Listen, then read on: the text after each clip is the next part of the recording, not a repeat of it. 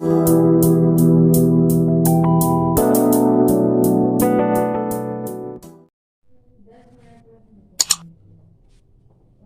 बेटा, देखिए आज हम लोग rotating coil in a magnetic field पढ़ने वाले हैं।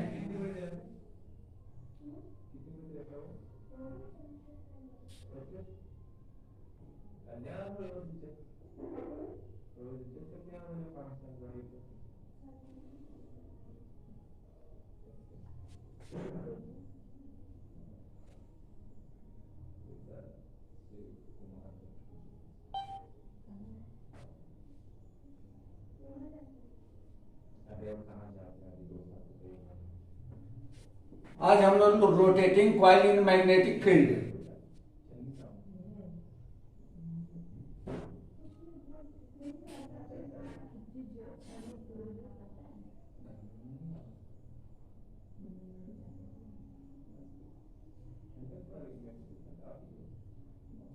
जैसे इसके पहले हम लोगों ने किसी कंडक्टर का किसी मैग्नेटिक फील्ड में मोशन पढ़ा था कि यदि कोई कंडक्टर किसी मैग्नेटिक फील्ड में मोशन करता है तो उसमें कुल कितना ईएमएफ प्रोड्यूस होगा। फिर हम लोगों ने कंडक्टर का मैग्नेटिक फील्ड में रोटेशन पढ़ा कि अगर वह रोटेट करता है तो कुल कितना ये ईएमएफ प्रोड्यूस होगा। फिर हम लोगों ने अब आज हम लोग rotating coil in a magnetic field study करने जा रहे हैं। यदि कॉइल किसी मैग्नेटिक फील्ड में रोटेट करती है तो उस सिचुएशन में कुल कितना ईएमएफ प्रोड्यूस होगा, ये हम लोगों को कैलकुलेट करना है। जैसे मान लीजिए यह एक मैग्नेटिक फील्ड है जो लेफ्ट टू राइट है, यह एक मैग्नेटिक फील्ड है और इसमें एक कॉइल रखी हुई है और यह कॉइल कुछ ओमेगा वेलोसिटी से क्या करती है, रोटेट करती है। मान लीजिए कि ये कोई कॉइल है, ये कॉइल है और यह कॉइल ओमेगा वेलोसिटी से यह एंटी क्लॉकवाइज डायरेक्शन में और रोटेट करती है। तो इस कॉइल के रोटेट करने से कुल कितना इस कॉइल में ईएमएफ प्रोड्यूस होगा, ये हमें फाइंड आउट करना है। यह कॉइल जो है इस एक्सिस के अलोंग रोटेट कर रही है, और इसकी जो एरिया वेक्टर है, इस कॉइल की एरिया वेक्टर अगर मान लेते हैं कि ये इसकी एरिया वेक्टर है, तो एरिया वेक्टर और मैग्नेटिक फील्ड का जो एंगल है अगर थीटा है, थीटा एंगल से वह रोटेट कर रही है। इसमें जो नंबर ऑफ टर्न्स है इस कॉइल में, अगर number of turn n turns है तो इस कॉइल में कुल कितना ईएमएफ प्रोड्यूस होगा उसका हमें कैलकुलेशन करना है। अब जैसा कि ये देख रहे हैं कि यहाँ पे ये जो ओमेगा है, यह ओमेगा इसका एंगुलर वेलोसिटी है। तो एंगुलर वेलोसिटी और थीटा क्या है, इसका एंगुलर डिस्प्लेसमेंट हो गया है। तो since angular velocity omega equal to angular displacement upon में टाइम, यानी कि थीटा अपॉन टी, इस तरह से हम लोग लिख सकते हैं। Angular velocity equal to angular displacement upon time, omega equal to theta upon में टी। अब यहाँ हम जानते हैं कि यहाँ पे मैग्नेटिक फ्लक्स कितना होगा। तो मैग्नेटिक फ्लक्स का फार्मूला ऑलरेडी हम लोग जानते हैं कि B डॉट ए होता है, B डॉट ए, या ये हो जाएगा आपका BA cos of theta. Phi equal to हमें क्या मिल गया, BA cos थीटा। थीटा इक्वल टू अगर मैं यहां से फाइंड कर लूं तो since omega equal to theta upon में टी लिखा था, देयरफॉर थीटा इक्वल टू क्या हो जाएगा, टी को इधर भेज दो तो ओमेगा इंटू टी हो जाएगा। अब इसमें थीटा की वैल्यू अगर मैं ट्रांसफर कर देता हूं तो देयरफॉर फाई इक्वल टू क्या मिलेगा बेटा, यहां से BA cos omega T, BA cos omega T, ये मिल जाएगा। ये इस कॉइल के रोटेट करने से मैग्नेटिक फ्लक्स जो प्रोड्यूस होगा वो magnetic flux B A cos omega T होगा। अब अगर इसमें ईएमएफ कैलकुलेट किया जाए तो जैसा कि जानते हैं since EMF E equal to होता है minus D phi upon D T. D phi upon D T क्या है? D phi upon D T change in magnetic flux है, चेंज इन मैग्नेटिक फ्लक्स, और माइनस साइन जो आता है वह लेंज लॉ के वजह से आता है, माइनस साइन लेंज लॉ की वजह से आता है। अगर मैं फाई के प्लेस पे D A cos omega T लिख देता हूँ तो ये हो जाएगा minus D upon D T into B A cos omega T. ये कुछ ऐसा मिल जाएगा बेटा। अब इसमें बी मैग्नेटिक फील्ड है, ए जो है एरिया वेक्टर है, तो अगर मैं इनको बाहर कर देता हूं तो ये हो जाएगा minus B A D by D T into में कॉस ओमेगा टी। ये कुछ ऐसा मिल जाएगा। अब इसको हमें डिफ्रेंशिएट करना है बेटा, इसको हमें डिफ्रेंशिएट करना है। इसका डिफ्रेंशिएशन कितना हो जाएगा? ये हो जाएगा माइनस बी ए और D by D T of cos omega T, तो ये मिल जाएगा कॉस ओमेगा टी का हो जाएगा माइनस का साइन ओमेगा टी, और ओमेगा टी का अगर हम करते हैं तो ये मिल जाएगा हमें ओमेगा। तो कुल मिलाकर के मिल गया B A omega sine omega T. ये हमें मिल जाएगा बेटा ईएमएफ। ईएमएफ हमें मिल गया बी ए साइन ओमेगा टी। ठीक है बेटा। अब हम लोगों को देखना है कि ये मैक्सिमम कब होगा। मैक्सिमम के लिए हर मैक्सिमम ईएमएफ मैक्सिमम कब होगा बेटा राजदीप? यह मैक्सिमम ई की वैल्यू मैक्सिमम कब हो सकती है? Sine theta 90।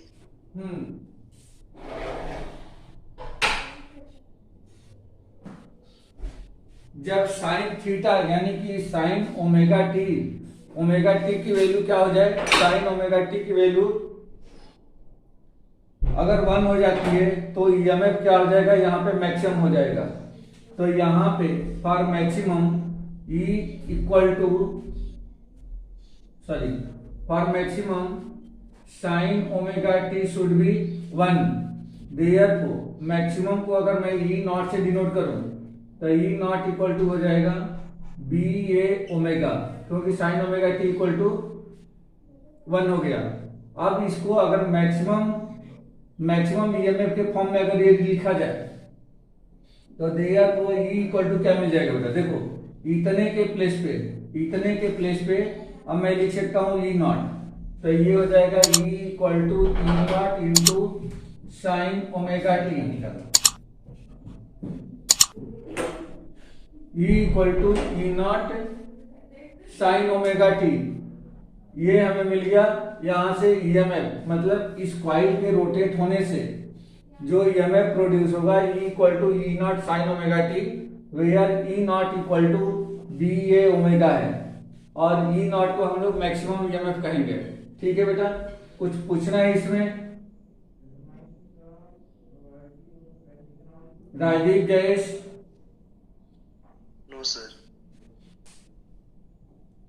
Rajiv, Jayesh Jayesh ji sir. कुछ पूछना है बेटा? No sir. Okay.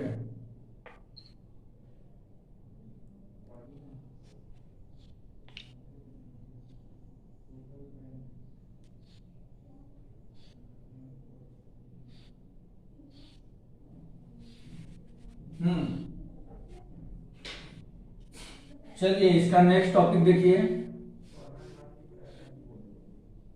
Next topic है eddy current. Eddy current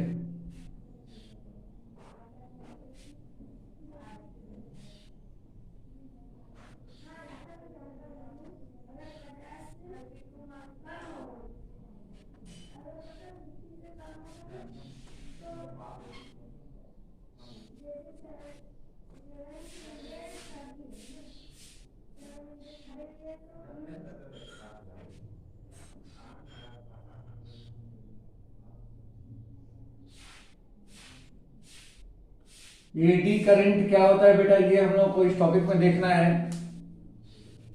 actual में जैसा हम जानते हैं कि जब कोई भी कंडक्टर जब किसी मैग्नेटिक फील्ड में मूव करता है, रोटेट करता है, या कोई कॉइल रोटेट करती है, तो उस कंडक्टर या उस कॉइल में क्या होता है, एक ईएमएफ या इंड्यूस करंट प्रोड्यूस होता है। तो यहाँ पे ये पूछा जाए कि क्या कॉइल को रोटेट कराते हैं, कॉइल को मूव कराते हैं, तो उसमें इंड्यूस्ड करंट प्रोड्यूस होता है। तो क्या किसी सॉलिड कंडक्टर को भी यदि किसी मैग्नेटिक फील्ड में ले जाया जाए तो भी क्या उसमें इंड्यूस्ड करंट प्रोड्यूस होगा? तो इसका आंसर होगा यस। ठीक है बेटा, तो जो उस सॉलिड कंडक्टर में जो करंट प्रोड्यूस हो रहा है उस करंट को ही हम लोग एडी करंट कहते हैं। उस करंट को ही हम लोग एडी करंट कहते हैं। एडी करंट, एडी नाम क्यों है इसका?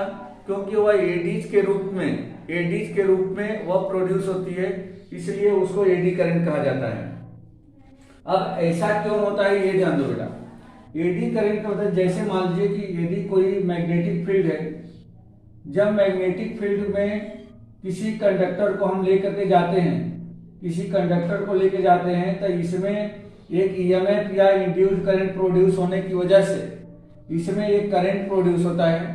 और जैसा कि आप जानते हैं कि जब किसी करंट कैरिंग कंडक्टर को किसी मैग्नेटिक फील्ड में लेकर के जाते हैं तो उस पे एक एफडी लगता है, magnetic force due to external magnetic field. और इस फोर्स की वजह से जो इसमें 3 इलेक्ट्रॉन्स हैं वो तो ड्रिफ्ट वेलोसिटी से मूव कर रहे थे, लेकिन जैसे ही फोर्स उस पर अप्लाई होता है तो उन इलेक्ट्रॉन का जो डायरेक्शन होता है वह कुछ इस तरीके से एडीज के रूप में हो जाता है। वह इस तरीके से एडीज के रूप में ये मूव करने लगते हैं, इसलिए इनको एडी करंट बोला जाता है। ठीक है बेटा, क्योंकि इन इलेक्ट्रॉन के मूव करने की वजह से इसमें करंट फ्लो हो रहा है, तो इसलिए इसको एडी करंट बोला जाता है। अब यहाँ पे हम लोग स्टडी करने वाले हैं कि एडी करंट होता क्या है, एडी करंट से लॉसेज क्या है, एडी करंट्स को हम लोग कैसे रिमूव या मिनिमाइज कर सकते हैं, या एडी करंट को हम लोग अपने बेनिफिट के लिए कैसे यूज किया जा सकता है। ये सारी चीजें इस टॉपिक में हम लोग डिस्कस करने वाले हैं। तो सबसे पहले तो हम लिख लें कि एडी करंट एक्चुअल में होता क्या है। It is the induced current in a conducting body. It is the induced current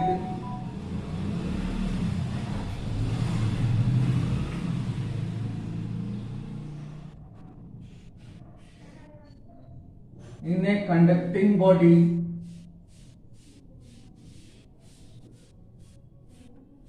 due to change in magnetic flux. Due to change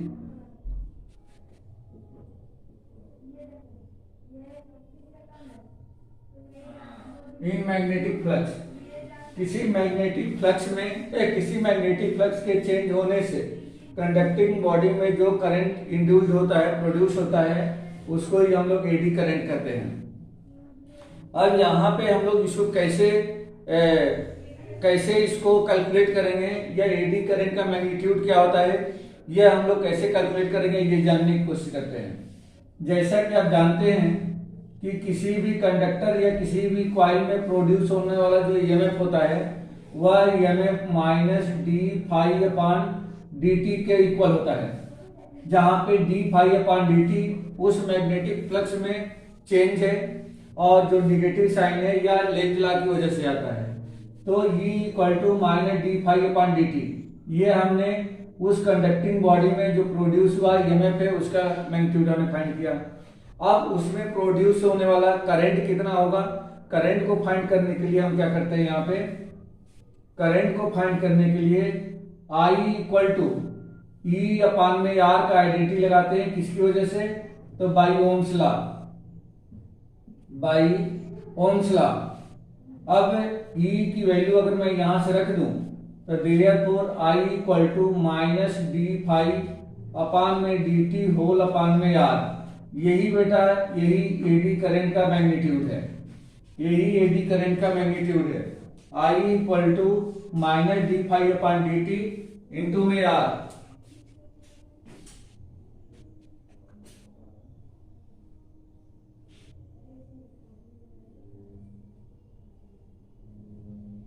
तो ये हम लोगों ने एडी करंट का मैग्नीट्यूड इस तरह से कैलकुलेट कर लिया। अब इस एडी करंट का डायरेक्शन पता करने के लिए हम लोग लेंज लॉ यूज कर सकते हैं। With the help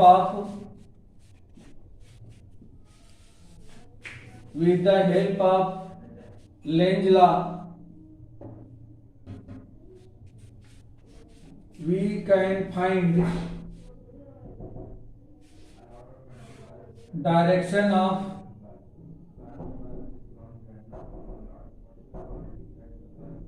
eddy current.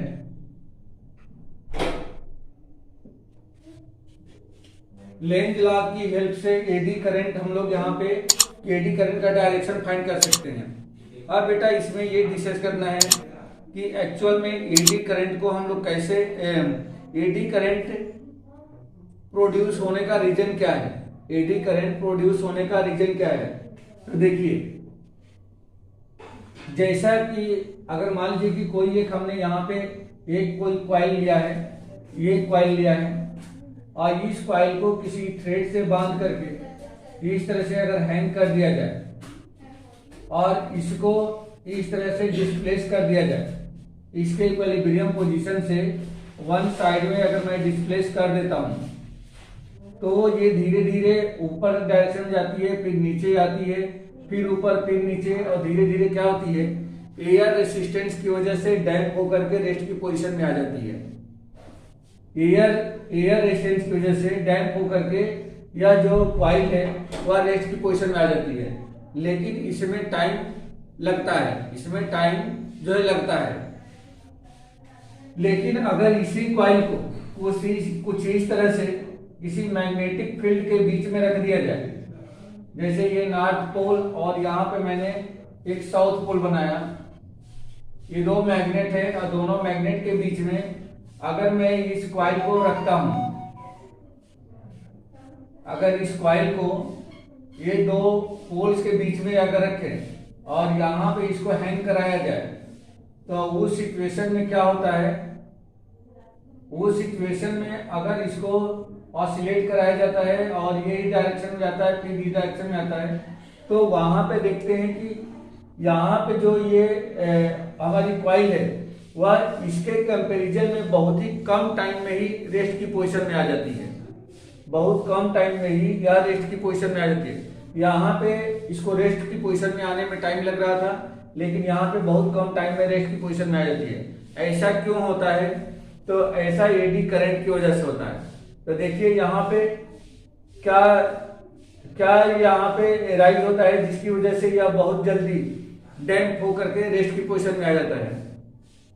जैसे ही यह कॉइल इस डायरेक्शन में मैग्नेटिक फील्ड से बाहर निकलने की कोशिश करती है, जैसे ही यह कॉइल मैग्नेटिक फील्ड में इस डायरेक्शन में बाहर निकलने की कोशिश करती है, तो इसमें मैग्नेटिक फ्लक्स चेंज होता है। मतलब यहाँ पे ऑलरेडी अगर ये नॉर्थ है और साउथ पोल है, तो यहाँ पे मैग्नेटिक फील्ड कुछ ही डायरेक्शन में प्रोड्यूस हो रही होगी, ये magnetic field north to south. जैसे ही ये कॉइल ऊपर की तरफ जाती है, तो क्या होता है, इसमें से मैग्नेटिक फ्लक्स या मैग्नेटिक फील्ड चेंज होता है, और उस मैग्नेटिक फ्लक्स या मैग्नेटिक फील्ड चेंज होने की वजह से इस कॉइल में एक क्या होगा, एक ईएमएफ प्रोड्यूस होता है। ईएमएफ प्रोड्यूस होने का मतलब इस पे एक इंड्यूस्ड करंट प्रोड्यूस होता है, और जो ईएमएफ है वह ईएमएफ लेंज लॉ की वजह से क्या होता है, लेंज लॉ की वजह से E equal to minus D phi upon D T होता है। कहने का मतलब ये हो गया कि जैसे ही यह कॉइल आउटसाइड में निकलने की कोशिश करती है, तो इस कॉइल के आउटर सरफेस पर जो वहां पे एक पोल, मतलब जैसे ये बाहर निकलती है तो इसमें इंड्यूस्ड करंट का डायरेक्शन कुछ ऐसा होता है कि वहां पे जो इसका फ्रंट फेस होता है उस पे एक पोल प्रोड्यूस होता है, और वह पोल ऐसा होता है जिस पोल को ये साउथ पोल जो है अपने तरफ अट्रैक्ट करने की कोशिश करता है। क्यों अट्रैक्ट करेगा? क्योंकि हम जानते हैं कि लेंज लॉ ये कहता है कि इसमें इंड्यूस होने वाला ईएमएफ उस रीजन का अपोज करता है जिस रीजन की वजह से वो प्रोड्यूस होता है। तो जैसे ही ये बाहर निकलने की कोशिश करता है तो ये जो मैग्नेटिक पोल है वह उसको अपोज करता है, मतलब उसको खींचने की कोशिश करता है, या ईएमएफ जो होता है वह जस्ट उसको अपोज करता है। ये अपोज कब होगा बेटा?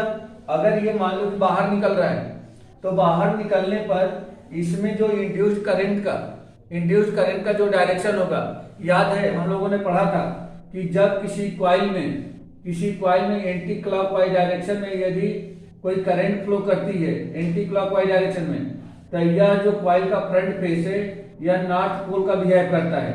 ये पढ़े थे बेटा, याद है? ये पढ़े थे राजदीप जयेश? हाँ। और जब किसी कॉइल में कोई साउथ डायरेक्शन में करंट फ्लो करता है,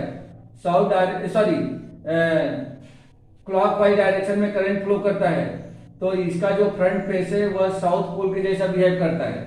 अब यहाँ पे देखो बेटा, जो ईएमएफ इसे प्रोड्यूस होगा due to change in magnetic flux, जो ईएमएफ प्रोड्यूस होगा वह उस रीजन का अपोज करेगा जिसकी वजह से ये प्रोड्यूस हो रहा है। तब प्रोड्यूस क्यों हो रहा है? क्योंकि कॉइल जो है ये बाहर निकल रही है, तो इसके बाहर जाने का क्या करेगी? वो अपोज करेगी। तो जैसे ये बाहर जाएगी तब अपोज करना, अपोज का मतलब क्या हो गया कि ये बाहर जा रही है तो उसको अंदर की तरफ खींचने की कोशिश करेगी। तो अंदर कैसे आएगा? यहाँ पे साउथ पोल है, यानी कि इस कॉइल के एक फेस पर एक नॉर्थ पोल प्रोड्यूस होगा, जिस नॉर्थ पोल को साउथ पोल क्या करेगा? अपनी तरफ अट्रैक्ट करेगा। ठीक है बेटा, यहाँ पे साउथ पोल प्रोड्यूस होना चाहिए। कहने का मतलब ये हो गया कि इस कॉइल का जो फेस होगा वह नॉर्थ पोल के जैसा बिहेव करने लगेगा। कब? अगर ये आउटसाइड में बाहर जा रहा है तो, जब ये आउटसाइड में बाहर जाएगा तो इस कॉइल का जो फ्रंट फेस है वह एक तरीके से नॉर्थ पोल का बिहेव करेगा। नॉर्थ पोल का मतलब ये है कि इसमें इंड्यूस्ड होने वाला करंट वह कौन सा होगा? एंटी क्लॉकवाइज होगा। एंटी क्लॉकवाइज इसमें करंट प्रोड्यूस होगा, जिसकी वजह से इस पर एक नॉर्थ पोल बनेगा और वो नॉर्थ पोल साउथ पोल को क्या करेगा, या साउथ पोल नॉर्थ पोल को अपनी तरफ खींचेगा, जिससे कि ये कॉइल बाहर जाने से रुक जाएगी और फिर अंदर की तरफ आने लगेगी। लेकिन जैसे ही ये अंदर आती है, जैसे ही कॉइल फिर अंदर आती है, तो उस सिचुएशन में हम देखेंगे कि यहाँ पे ये कॉइल जो है क्या हो रही है, फिर मैग्नेटिक फ्लक्स को चेंज कर रही है। मतलब इसमें से मैग्नेटिक फ्लक्स या मैग्नेटिक फील्ड फिर चेंज होगा। जब दोबारा चेंज होता है तो फिर इसमें एक ईएमएफ प्रोड्यूस होगा और वह ईएमएफ फिर उस रीजन का अपोज करेगा जिसकी वजह से प्रोड्यूस हो रही है। तो यहाँ पे क्या होगा? यहाँ पे अब कॉइल अंदर आ रही है, उसका अपोज होना है, तो ये साउथ पोल उसको क्या करने की कोशिश करेगा? रिपेल करने की कोशिश करेगा, क्योंकि जस्ट अपोजिशन होता है। तो इसका मतलब ये हो गया कि अब इस कॉइल में जो इंड्यूस्ड करंट है उसका डायरेक्शन अब क्लॉकवाइज हो जाएगा। मतलब ये हो गया कि जब ये कॉइल इस डायरेक्शन में आएगी तो इसका जो फ्रंट फेस है या इसमें इंड्यूस्ड करंट है वह इंड्यूस्ड करंट क्या होगा? अब क्लॉकवाइज होगा, और इसका जो फ्रंट फेस है वह किसके जैसा बिहेव करेगा? अब जो है साउथ पोल के जैसा बिहेव करेगा। तो ये साउथ पोल इसमें प्रोड्यूस हो गया, यहाँ पे ऑलरेडी साउथ पोल है, अब इसको क्या करेगा? वो रिपेल करने की कोशिश करेगा। तो इस तरीके से क्या होता है कि जैसे कॉइल बाहर जाती है तो भी अपोज होता है, जैसे कॉइल अंदर आती है तो भी अपोज होता है। बाहर जाती है तो ये साउथ पोल इसको अपनी तरफ अट्रैक्ट करता है, जब अंदर आती है तो साउथ पोल उसको रिट्रैक्ट करता है, रिपेल करता है। और इस तरीके से धीरे धीरे क्या होता है, इसमें एक बहुत जबरदस्त रिटार्डेशन प्रोड्यूस होता है, और उस रिटार्डेशन की वजह से ये जो कॉइल है या बहुत जल्दी, यानी कंपैरिजन देन दिस कॉइल बहुत जल्दी डैम्प होकर के रेस्ट की पोजीशन में आ जाती है। तो ये सारी चीजें जो भी हो रही है एडी करंट की वजह से हो रही है। अगर एडी करंट उसमें प्रोड्यूस नहीं होता तो यह उतने ही टाइम में रेस्ट की पोजीशन में आती जितने टाइम में यहाँ पे आ रही थी। ठीक है बेटा, ये समझ में आ गया क्या? ये रीजन समझ में आ गया आप लोगों को? Yes sir. ओके, अब हम लोगों को देखना है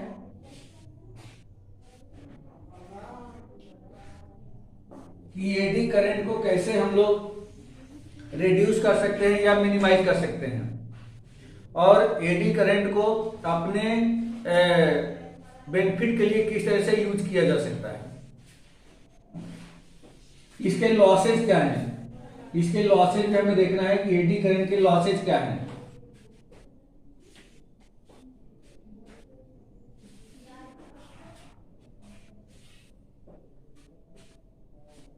तो सबसे पहली बात इसका हम देख लें कि एडी करंट के लॉसेज क्या है।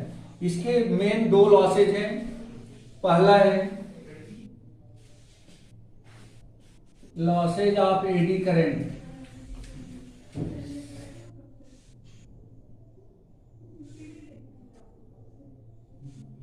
Losses of eddy current. पहला है अननेसेसरी रिटार्डेशन,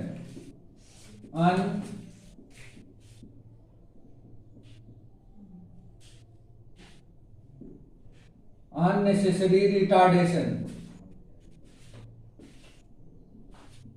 मतलब एडी करंट की वजह से जो इसमें बहुत ज्यादा टाइम के बाद इसको रेस्ट की पोजीशन में आना चाहिए था, वह बहुत जल्दी डैम्प होकर के रेस्ट की पोजीशन में आ जाता है। तो यहाँ पे एक अननेसेसरी रिटार्डेशन प्रोड्यूस होता है। और दूसरा जो लॉस है इसका, जो दूसरा लॉस है वो है अननेसेसरी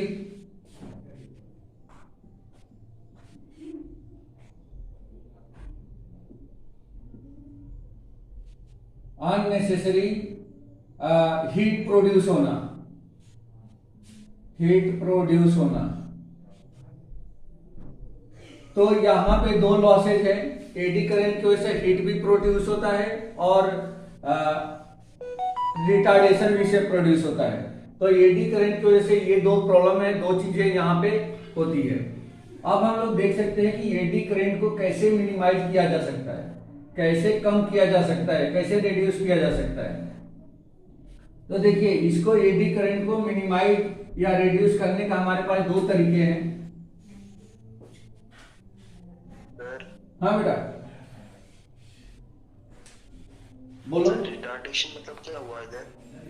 रिटार्डेशन का मतलब कि जैसे जो इसकी स्पीड थी वो धीरे धीरे क्या होती है, ये कम हो जाती है, बहुत जल्दी कम हो जाती है।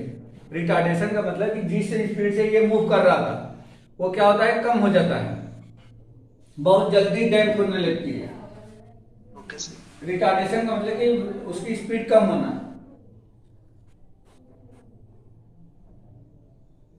Okay sir. अभी इन दोनों का हम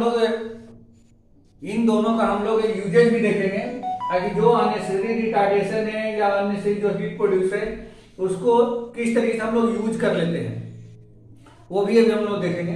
अब सबसे पहले देखेंगे how to reduce eddy current. How to reduce eddy current, इसको कैसे कम किया जा सकता है ये हमें देखना है। तो देखो बेटा, इसको कम करने के लिए जैसे जो यह हमारी कॉइल है ना, यह कॉइल सिंगल पीस से हम लोग बनाते हैं। उसको क्या करना है कि उसमें छोटे छोटे स्लॉट्स बना देने हैं। पहला बाय मेकिंग स्मॉल होल्स और स्लॉट्स, इसमें छोटे छोटे स्लॉट्स बना करके इसको रिड्यूस किया जाता है। जैसे मान लीजिए यह कोई कॉइल है, ये कॉइल हमने बनाया, तो इसको बिल्कुल जैसा है वैसा ही नहीं करने दें, इसको इस तरह से छोटे छोटे स्लॉट बना दें, ऐसे छोटे छोटे बीच में होल बना दें।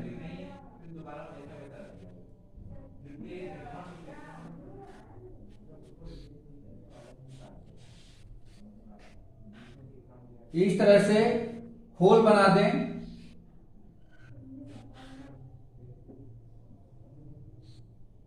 इस तरह से बीच बीच में होल बना दें। तो होल बनाने की वजह से क्या होगा बेटा, इसमें ये जो कॉइल में यहाँ बीच में होल बनने की वजह से जो एडी करंट है वह बीच में क्या हो जाएगी, कट हो जाएगी। मतलब इनकी कंटिन्यूअसली ये बिल्कुल कनेक्ट नहीं रहेंगे, यहाँ बीच बीच में एडी करंट कट हो जाएगी, जिससे कि उसका जो मैग्नीट्यूड है वह रिड्यूस हो जाएगा, कम हो जाएगा। बिल्कुल पूरी तरह से हम एडी करंट को रिड्यूस नहीं कर सकते हैं, उसको सिर्फ कम कर सकते हैं, ये नहीं कि पूरी तरह रिमूव नहीं कर सकते हैं। तो इस तरह से जो भी कॉइल हम बना रहे हैं उस कॉइल में इस तरह से छोटे छोटे होल बना दें, स्लॉट बना दें, तो जो एडी करंट है उसमें कुछ रेडिएशन आ जाएगी। दूसरा तरीका ये है कि इसको सिंगल पीस से न बना करके, दूसरा जो तरीका है कॉइल को सिंगल पीस से न बना करके छोटे छोटे पीसेस से बना करके उनको जोड़ दिया जाए इंसुलेट करके। मतलब इसको इस तरह से हम लोग लिख सकते हैं कि जैसे मान लीजिए कि इस तरीके से अलग अलग पीसेस लिया हमने और इन पीसेस को क्या कर दें, इंसुलेट करके कॉइल बना दें। तो कॉइल मेकिंग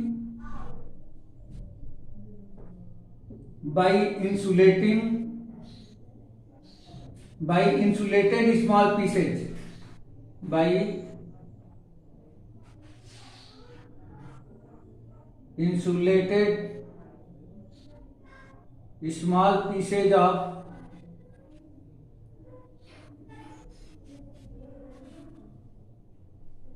coils। जो कॉइल है वह कॉइल हमें क्या करना है, छोटे छोटे कॉइल्स मतलब टुकड़ों में कॉइल लेंगे और हर कॉइल को हम क्या करेंगे, इंसुलेट करेंगे या प्लास्टिक उस पर चढ़ा देंगे और फिर उनको एक साथ कनेक्ट करके इसको हम लोग पूरी एक बड़ी कॉइल बना लेंगे। तो उससे क्या होगा, वहां पे जो एडी करंट का कनेक्शन है वह कनेक्शन क्या हो जाएगा, डिस्कनेक्ट हो जाएगा, मतलब एक साथ नहीं हो जाएगा, क्योंकि इंसुलेट होने की वजह से उसका मैग्नीट्यूड कम हो जाएगा। मतलब जो छोटा पीस होगा बस उतने में ही करंट, एडी करंट प्रोड्यूस होगा। और जब एक साथ ज्वाइन हो जाती है तो एडी करंट का मैग्नीट्यूड ज्यादा हो जाता है। तो ये हमारे पास दो तरीके हैं जिनसे एडी करंट के मैग्नीट्यूड को थोड़ा सा हम लोग रिड्यूस कर सकते हैं। ठीक है बेटा, इस तरह से ये दो तरीके हैं जहां से हम लोग एडी करंट को थोड़ा रिड्यूस कर सकते हैं। अब देखिए, अब इस एडी करंट का यूजेज क्या है, uses of the eddy current.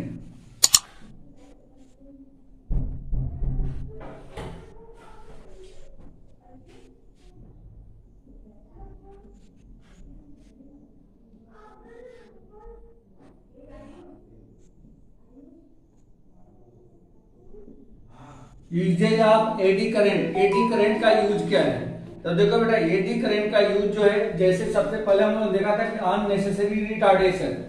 Unnecessary retardation का मतलब ये है कि अगर बहुत ज्यादा रिटार्डेशन हो रहा है तो उस रिटार्डेशन का हम लोग यूज क्या कर सकते हैं। तो इसमें जो सबसे पहला है, मैग्नेटिक ब्रेक्स के ब्रेक बनाने के रूप में इसका यूज किया जाता है। जैसे जो बुलेट ट्रेन्स है, बुलेट ट्रेन्स में जो ब्रेक्स है वो मैग्नेटिक ब्रेक होते हैं, तो यहाँ पे मैग्नेटिक ब्रेक के रूप में इसका यूज किया जाता है एडी करंट का। मैग्नेटिक ब्रेक्स जो यहाँ पे अननेसेसरी जो हम लोग रिटार्डेशन पढ़ा रहे थे कि उसका एक लॉस है, उस लॉस को हम लोग अपने यूज के लिए मैग्नेटिक ब्रेक के रूप में यूज कर लेते हैं। दूसरा जो है इंडक्शन कुकर। इंडक्शन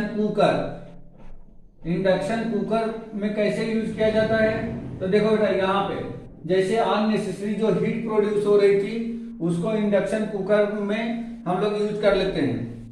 इसी तरह से स्पीडोमीटर और एनर्जी मीटर में भी एडी करंट का यूज किया जाता है। स्पीडोमीटर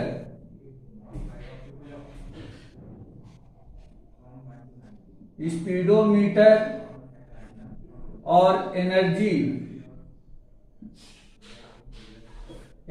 मीटर में भी ये एडी करंट का यूज किया जाता है। तो इस तरीके से इसके कुछ यूजेज हो गए, ये इसे कुछ लॉसेज हो गए, इसको रिड्यूस करने का ये दो तरीके हो गए। और एडी करंट क्या होता है, तो एडी करंट जैसा कि हम लोग देख ही चुके हैं कि एडी करंट जब किसी कॉइल को किसी मैग्नेटिक फील्ड में मूव कराते हैं तो उसमें जो ईएमएफ प्रोड्यूस होता है जिसके due to induced current produce होता है उसी को हम लोग एडी करंट कहते हैं। ठीक है बेटा, तो इस टॉपिक में कोई डाउट है?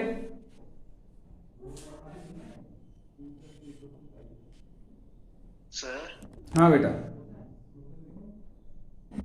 सर, मीटर और मीटर में क्या डिफरेंस होता है?